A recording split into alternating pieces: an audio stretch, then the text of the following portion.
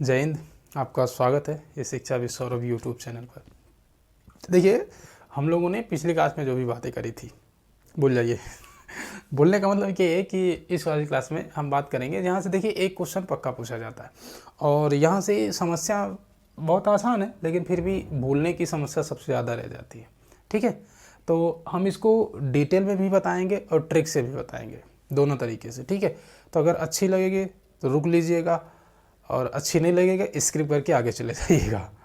ठीक है, तो अगर अच्छी लगेगी तो सब्सक्राइब करके जाइएगा, इतना काम कर दीजिएगा, बस बहुत है मेरे लिए इतना। चलिए आइए शुरू करते हैं। तो ये जो आपको ये दिख रहा है इतना सब कुछ, ये है संविधान में दी गई अनुसूचियाँ। संविधान में दी गई अनुसूचियाँ। अब इनसे संबंधित जितने भी क्वेश्चन बनते हैं, क्या क्या बन सकते हैं, क्या क्वेश्चन आपसे पूछा जा सकता है, इसको मैं बहुत अच्छे से बताऊंगा। अंतर्गत क्या है, ट्रिक से भी, मतलब इतना बता दूंगा कि यहाँ से आने वाला एक भी क्वेश्चन बाहर नहीं जाएगा। ट्रिक से याद करवा दूंगा, इससे संबंधित जो भी चीज़ें एकदम डिटेल में बता दूंगा। ठीक है, चलिए आइए शुरू करते हैं। देखिए, पहली बात समझेंगे अनुसूची। अनुसूची, ठीक है। अब पहला ही क्वेश्चन बनता है कि सर, जब मूल संविधान लिखा गया था तो संविधान में कुल कितनी अनुसूचियां थी? तो मूल संविधान में कितनी थी? 8 थी। इस समय कितनी हो गई हैं? 12। ध्यान में रखेंगे, मूल संविधान में अनुसूचियों की संख्या कितनी थी? 8 थी, और वर्तमान संविधान में अनुसूचियों की संख्या कितनी हो गई है? 12 हो गई है। अब उन अनुसूचियों को आप याद कैसे करेंगे, इस बारे में बात करते हैं। देखिए, पहली बात है पहली, दूसरी, तीसरी, चौथी, पाँचवीं, छठी, सातवीं और आठवीं। तो ये 8 अनुसूचियाँ मूल संविधान में थी, लेकिन 9वीं, 10वीं, 11वीं और 12वीं ये बाद में जोड़ी गई हैं। तो 8 तक तो पूछा जाता है कि इन अनुसूचियों के अंतर्गत क्या है, जबकि 9, 10, 11, 12 से ये पूछा जाता है इनको जोड़ा कब गया था और इनके अंतर्गत कौन सा विषय आता है।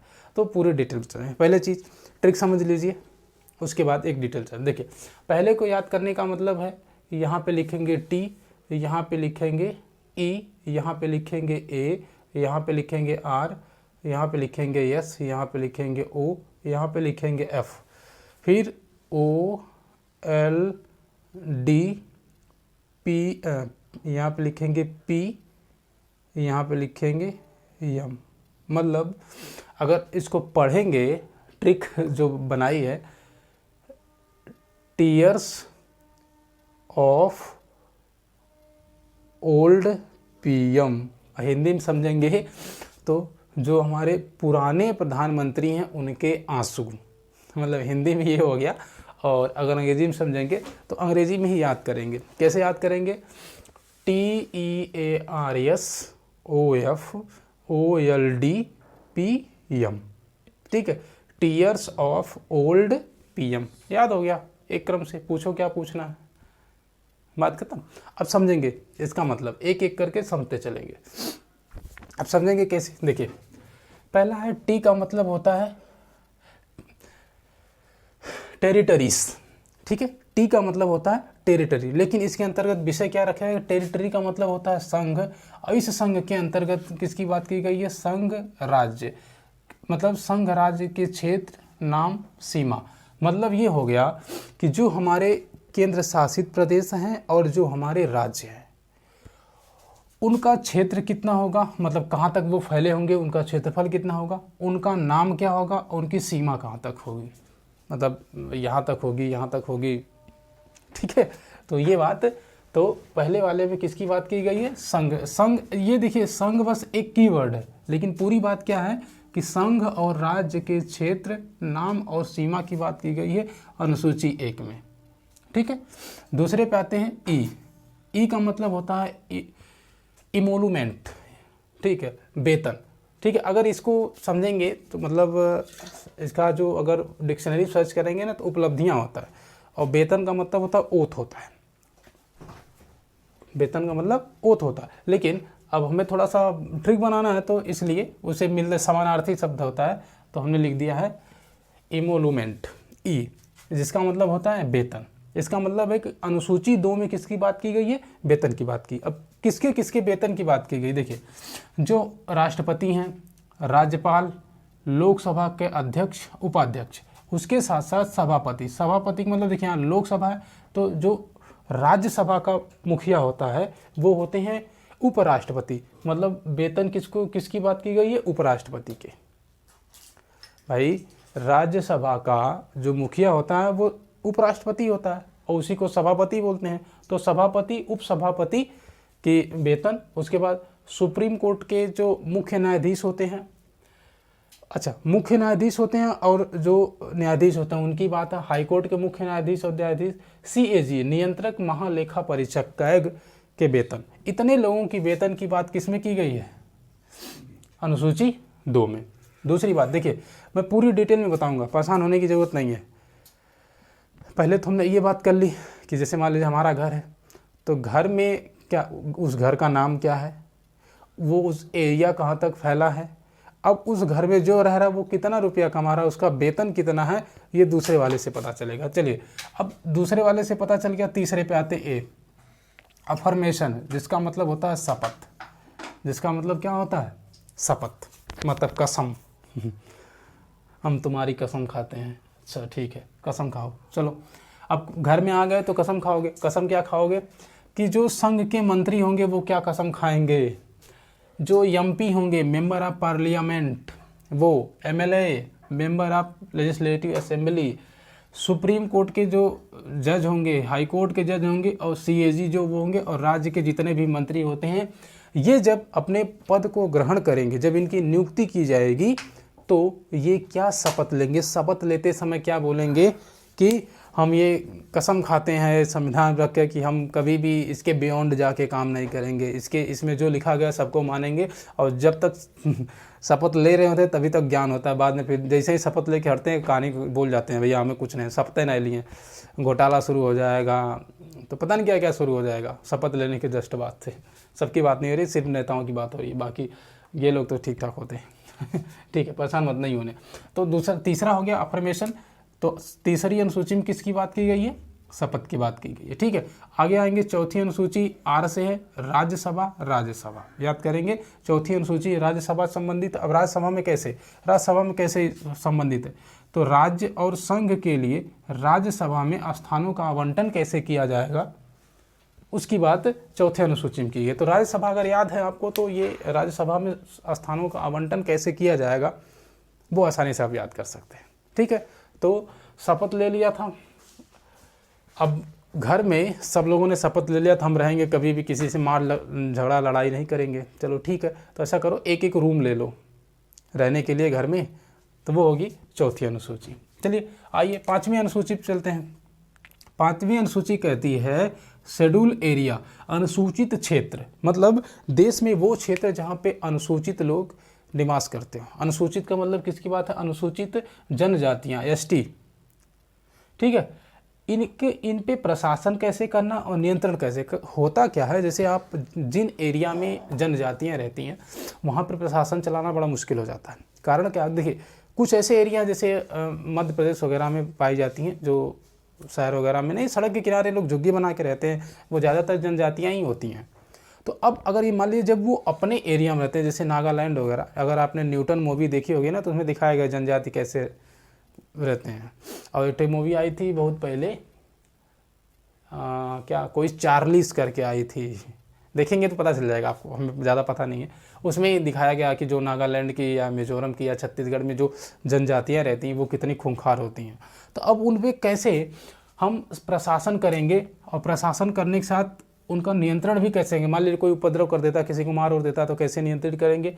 बाकी वहाँ पे शिक्षा वगैरह का विकास कैसे करेंगे? भाई अगर पढ़ाएंगे लिखाएंगे नहीं तो वो ज़िंदगी भर मारे काट करेंगे, फिर बाद में नुकसान होगा। अभी फिलहाल आपने एक दिन सुना था ना, छत्तीसगढ़ में क्या हुआ था कि सैनिक वापस आ रहे थे, CRPF के जवान अब वापस आ रहे थे, इन लोगों ने उनके पूरे बटालियन पे हमला बोल दिया था। लगभग 50 या 52 के आसपास सैनिकों को इन लोगों ने मार दिया था। तो अब उन्हें पता नहीं है ना, उन्हें बस इतना पता है कि भाई मेरे घर में आओगे तो मार देंगे, वही सीधा सीधा कॉन्सेप्ट है। तो अनुसूचित क्षेत्र किसकी बात हो रही है? अनुसूचित क्षेत्र कहाँ पे? अनुसूची 5 में। अनुसूचित 5 में क्षेत्र की बात हो रही है, किसके क्षेत्र की? ST, अनुसूचित जनजातियों के प्रशासन और नियंत्रण की बात की जा रही है। आगे बात करेंगे ओ का मतलब हो गया अदर शेड्यूल एरिया, अन्य अनुसूचित क्षेत्र। मतलब देखिए इसके अलावा कहाँ कहाँ पे क्या है, जैसे मान लीजिए कुल स्पेशल क्षेत्र होते हैं, असम का, मेघालय का, त्रिपुरा का, मिजोरम का, ये स्पेशल कैटेगरी में यहाँ के प्रशासन को कैसे चलाना है और कैसे नियंत्रण करना है, इसकी बात अनुसूची 6 में की गई है। बात समझ गई क्या? अच्छा, कुछ लोगों को कुछ बीमारी होती है, मतलब कितना हो मेहनत कर लोगे उनके लिए, लेकिन उन्हें ये बात समझ में नहीं आएगी। जब खुद कोई मेहनत करता है तब उसे समझ में आता है कि कहाँ से क्या पढ़ना है, लेकिन जब किसी को फ्री में मिल जाता है ना, वो पचता नहीं है। बस ये बात समझ लीजिएगा। देखिए, तो अगली बात हो गई अनुसूची 6 में किसकी बात की गई है? अनुसूची 6 में कहा गया कि जो अनुसूचित जनजातियाँ होती है, कहाँ की अनुसूचित जनजातियाँ? असम, मेघालय, त्रिपुरा और मिजोरम की। अब उनके ऊपर प्रशासन कैसे करना, इसकी बात किसमें बताई गई है? 6 में। देखिए आते हैं अनुसूची 7 में, F, जिसको कहते हैं फेडरल प्रोविज़न। मतलब 3 अनुसूचियों की बात की, इसको IMP बना लेंगे, ठीक है। यहाँ से क्वेश्चन पूछना शुरू हो जाता है ज़्यादातर। तो 7वीं अनुसूची, जिसमें 3 अनुसूचियों की बात की गई है। कौन कौन सी अनुसूची है? तो राज्य, संघ और समवर्ती। तो एक क्वेश्चन पूछा जाता है कि समवर्ती सूची ली कहाँ से गई है? जब मैंने संविधान का स्रोत पढ़ाया था तो उसमें बताया था कि समवर्ती सूची कहाँ से ली गई है। देखो, अच्छा फिर वही वाली बात है, ऑस्ट्रेलिया से ली गई है, ठीक है। तो समवर्ती सूची कहाँ से ली गई है? ऑस्ट्रेलिया से, ठीक है। अब इसमें यह पूछा जाता है कि पहले कितने विषय थे, अब कितने विषय हैं। तो देखिएगा, राज्य सूची में पहले 66 विषय थे, अब कितने हो गए हैं? 1, मतलब -5 कर दिया गया है, ठीक है।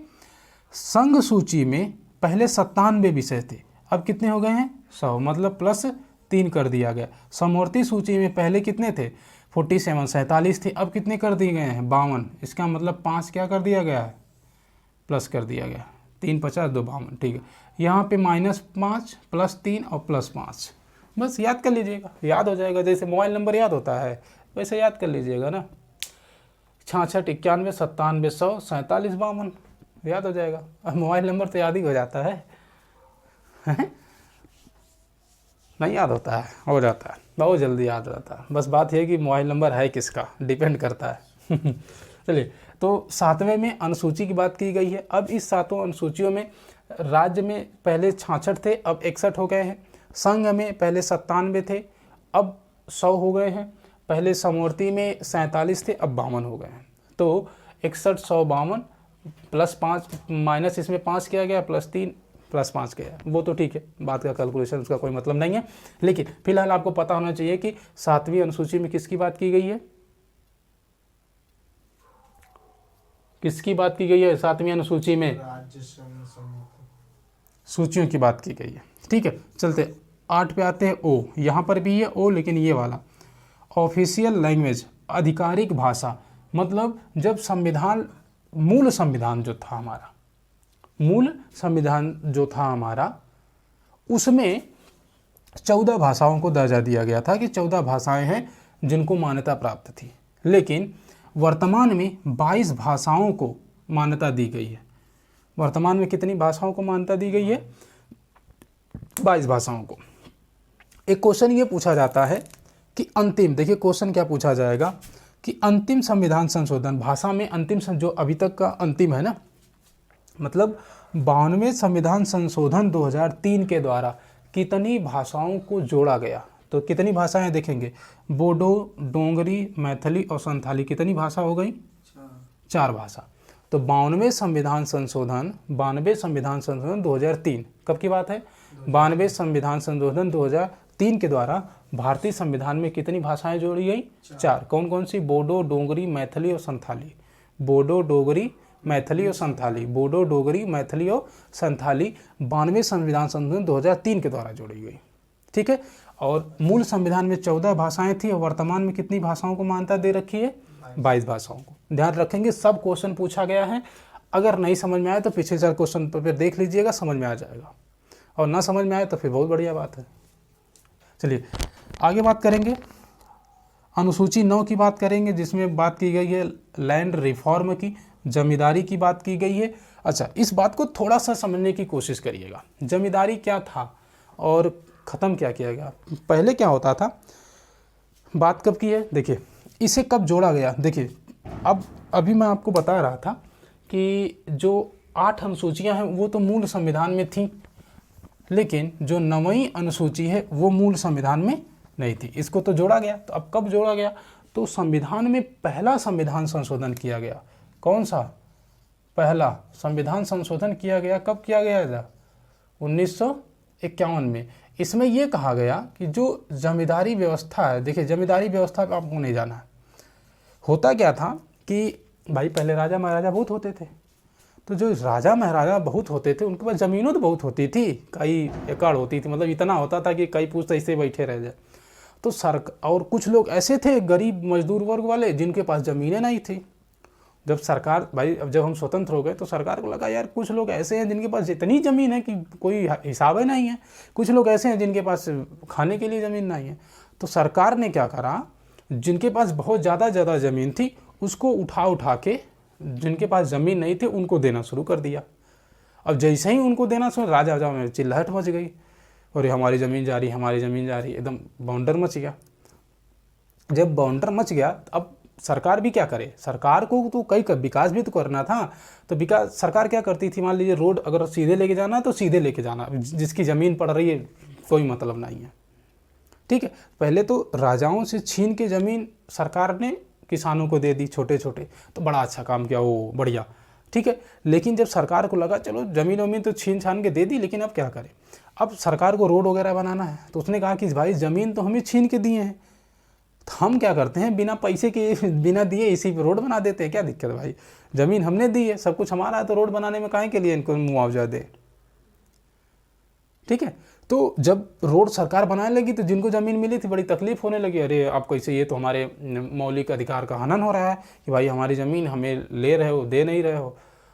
तो सरकार को लगा अच्छा रुको तुम्हारे लिए कुछ करते हैं। तो सरकार ने कहा कि अगर सरकार को कोई ज़रूरत है, इसमें बहुत ज़्यादा संशोधन हो, लेकिन अगर ये कहा गया कि अगर सरकार को ज़रूरत है तो वो ज़मीनों का यूज़ कर सकती है, क्योंकि पूरी ज़मीन सरकार की है, ये कह के सरकार ने काम कर दिया, बाकी फिर दबा दिया। लेकिन उसी समय ये संशोधन किया गया था, पहला संविधान संशोधन 1951 में किया गया, जो जमींदारी से संबंधित था।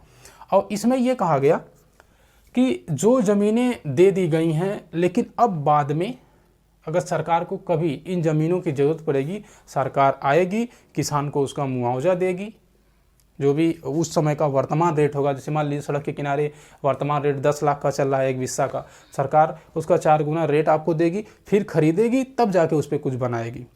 इस संशोधन के बाद यही हुआ था, ठीक है। तो आप वहाँ पे नहीं जाएंगे कि आपके मूल अधिकार का हनन उनन नहीं होगा, तो ध्यान रखेंगे। 9वीं अनुसूची में किसकी बात की गई है, जमींदारी की बात की गई है। और ये जो 9वीं अनुसूची है जोड़ी कब गई थी, पहले संविधान संशोधन 1991 के 51 के द्वारा पहला संविधान संशोधन यही हुआ था, ध्यान रखेंगे। पहला संविधान संशोधन 1951, जमींदारी अनुसूची 9 संविधान में जोड़ी गई। देखिए अब बात करते हैं अनुसूची 10। अनुसूची 10 में बात की गई दल बदल। ये बहुत बेहतरीन चीज़ है, सही बात है, ये अच्छी चीज़ है थोड़ी सी, आप समझेंगे कब, पहली बात समझेंगे। इसको जोड़ा कब गया, पहली बात समझेंगे, 52वें संविधान संशोधन 1985 द्वारा जोड़ा गया। ये था क्या, पहले क्या होता था, जो नेता थे ना ये बहुत चालाक होते थे, आज भी तो चालाक हैं सब लेकिन इतने चालाक होते थे कि जैसे समझ लीजिए कि कोई नेता है, किसी पार्टी में है, उसे लग रहा है कि ये पार्टी हार जाएगी। अब लग रहा है कि पार्टी हार जाएगी तो भाई कुछ ना कुछ करेगा। अब सोचा कि दूसरकी वाली जीत रही, ऐसा करते हैं कल्टी मार लेते हैं, यहाँ से यहाँ कुछ बोल के उधर कल्टी मार लेते, उधर जीत जाएंगे, क्या दिक्कत है।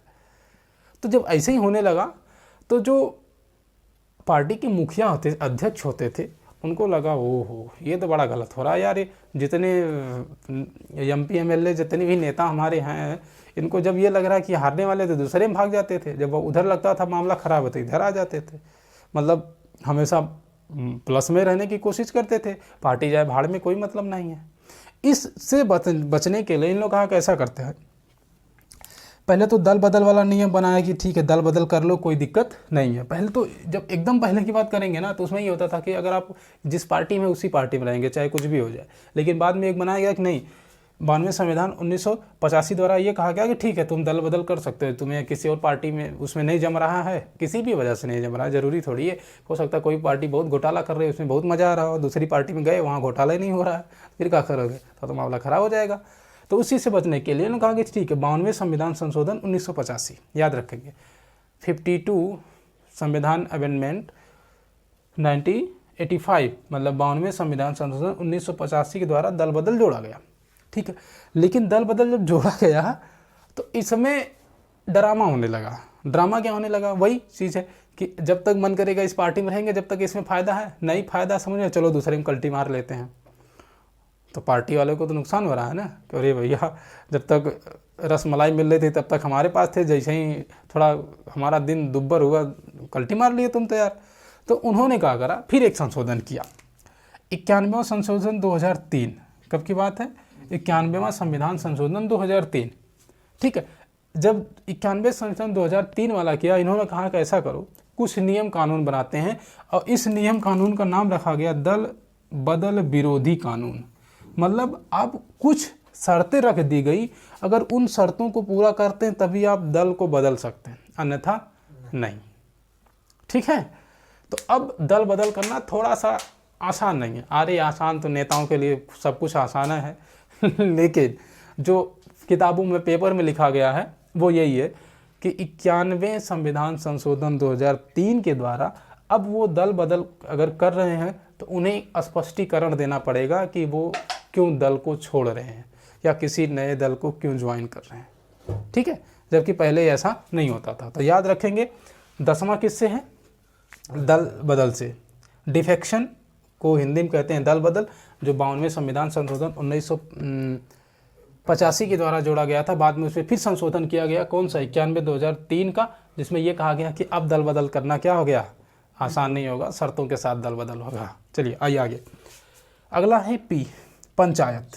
देखिए जो यूपी टेट वाले हैं ना, यूपी टेट वाले चाहे वो प्राइमरी चाहे जूनियर, उनसे क्वेश्चन कहाँ से पूछा जाएगा, इन पंचायतों से पूछा जाएगा, और इसको आईएमपी बना लीजिएगा, यहाँ से क्वेश्चन आएगा तो आएगा, यहीं से क्वेश्चन आएगा, भाग 9 से, समझ आ रही बात। भाग 9 हम अच्छे से पढ़ाएंगे, पासान में तो हो सकता है कि सबसे पहले भाग 9 ही पढ़ाएं, बाकी बाद में पढ़ा देंगे, क्योंकि देखिए ठीक है। तो अनुसूची 11 है, भाग 9 में पंचायतों की बात की गई है, ये अनुसूची 11 है। तो अनुसूची 11 में क्या है, पंचायतों की बात की गई है। अब ये जोड़ा कब गया, तो ये 73वां संविधान संशोधन 1992 में जोड़ा गया, और इसमें कुल विषय कितने हैं, 29। तो 29 भी याद रखना है, संविधान संशोधन भी याद रखना है, और 11वें में किसकी बात की गई है ये भी याद रखना है, ठीक है। अनुसूची 11 में किसकी बात की गई है, पंचायतों की बात की गई। कब जोड़ा गया, 73वां संविधान संशोधन 73वां संविधान संशोधन 1992 में जोड़ा गया, और इसमें कितने विषय हैं, 29 विषय हैं, बोलो, ठीक है। अगला है बरहमा, 12वीं अनुसूची है, जिसको एम से कहा जाता है मुंशी पार्टी मुंशी पार्टी का नाम सुने हैं, मूवी भी देखते होंगे तो उसमें सुने होंगे, अरे मुंशी पार्टी वाले आए थे, मुंशी पार्टी मतलब नगर पालिका वाले आए थे, बात समझ में आई, मुंशी पार्टी, वाह अरे मुंशी पार्टी, देखो नगर पालिका, मुंशी, आधा लोग तो मुंशी पार्टी मतलब गुंडा समझते हैं, गुंडा आए थे, गुंडा नहीं, वो नगर पालिका वाले आए थे, ठीक है। तो जो 12वीं अनुसूची है वो कब जोड़ी गई, 74वें संविधान संशोधन 1992। देखिए समय सेम है, ये भी 92 है, ये भी 92, लेकिन अंतर किस बात का, ये 73 में, ये 74 में, तो याद हो जाएगा। और इसमें कितने विषय हैं, 18 विषय हैं, ठीक है, 18 विषय हैं। कौन सी अनुसूची है, 12वीं अनुसूची है, ठीक है। तो ये डिटेल जानकारी थी, इससे ज़्यादा अनुसूचियों से क्वेश्चन नहीं पूछेगा, ये दावा है। जाके पिछले साल के क्वेश्चन सॉल्व कर लीजिएगा, अगर नहीं आता तो फिर बताइएगा कमेंट करके। क्लास कैसी लगी, बढ़िया लगी, एक बार रिवाइज कराते हैं, जल्दी जल्दी आओ, चलो शुरू करो। पहले में क्या है, संघ राज्य क्षेत्रों के नाम हैं, उनकी सीमा है और क्षेत्र के बारे में बताया गया। दूसरे में किसकी बात की गई है, वेतन, पैसा की बात दूसरे में, 2 नंबरी, 2 नंबरी बेटा 4 नंबरी, 2 नंबरी की किस में बात की गई है, वेतन की बात। तीसरे में किसकी बात की गई है, शपथ की बात की गई है। चौथे में आओगे तो राज्यसभा में जो स्थानों का आवंटन है वो किया गया है। 5वें में आओगे तो वो जो अनुसूचित क्षेत्र होते हैं उनमें कैसे आप प्रशासन और प्रबंधन करेंगे वो है। 6वें में आओगे तो स्पेशल जो अनुसूचित क्षेत्र हैं, जैसे किसकी बात की गई है, असम, मेघालय, त्रिपुरा और मिजोरम। असम, मेघालय, त्रिपुरा, मिजोरम, असम, मेघालय, त्रिपुरा, मिजोरम में ये हो गया छठवां। सातवें में आओगे तो सातवीं की अनुसूची है, सातवें वाले में जाओगे तो वहाँ 3 अनुसूचियों की बात की गई। कौन सी? राज्य, संघ, समवर्ती। राज्य में पहले कितने विषय थे? 66 विषय से अब कितने हो गए हैं? 61 विषय। जबकि संघ में पहले 97 विषय थे, अब 100 विषय हो गए हैं। और उसके बाद समवर्ती सूची में अगर जाएंगे तो आपको 47 विषय पहले थे, इस समय 52 विषय हो गए हैं। ठीक है, ये ध्यान रखना है। हाँ, और 8वीं अनुसूची में आओगे तो आधिकारिक भाषा की बात की, लैंग्वेज की बात की गई है। लैंग्वेज का मतलब ये हो गया कि कितनी भाषाओं में काम हो सकता है भारत में। तो पहले मूल संविधान में कितनी थी? 14 थी, अब कितनी हो गई हैं? 22 हो गई हैं। और लास्ट में 92वें संविधान संशोधन 2003 द्वारा 4 भाषाओं को जोड़ा गया। कौन कौन सी? बोडो, डोंगरी, मैथिली और संथाली। बोडो, डोंगरी, मैथिली और संथाली को जोड़ा गया। ये हो गई 8वां। और 8 अनुसूची मूल संविधान में थे। 9वीं अनुसूची कब जोड़ी गई? पहला संविधान संशोधन 1951 द्वारा जोड़ा गया। उसका नाम क्या रखा गया? जमींदारी से संबंधित। जमींदारी का हमने पूरी कहानी बताई थी आपको। अगला है 10वां है दल बदल। दल बदल को पहले ये था 52वें संविधान संशोधन 1985 में, उसमें यह कहा गया कि दल बदल कर सकते हैं, कोई दिक्कत नहीं है। लेकिन आगे क्या हुआ कि जब बहुत ड्रामा होने लगा तो बाद में एक संशोधन फिर किया गया 91वें संविधान संशोधन 2003, जिसमें यह कहा कि दल बदल विरोधी कानून बना दिया गया। ठीक है, 11वें में आएंगे। 11वें में किसकी बात की गई है? पंचायतों की बात की गई है। कब जोड़ा गया? 73वें संविधान संशोधन 1992 में जोड़ा गया। और इसमें कितने विषय हैं? 29 विषय हैं। अनुसूची 12 में आएंगे। अनुसूची 12 नगर पालिकाओं से संबंधित है। इसे कब जोड़ा गया? 74वें संविधान संशोधन 1992 के द्वारा जोड़ा गया। और विषय अगर पूछेगा तो 18 विषय। बाकी ये ट्रिक था, याद कर लीजिएगा। ठीक है, वीडियो कैसी लगी, याद हुआ कि नहीं, जरूर बताइएगा। मिलेंगे अगली क्लास में, तब तक के लिए सबको जय हिंद।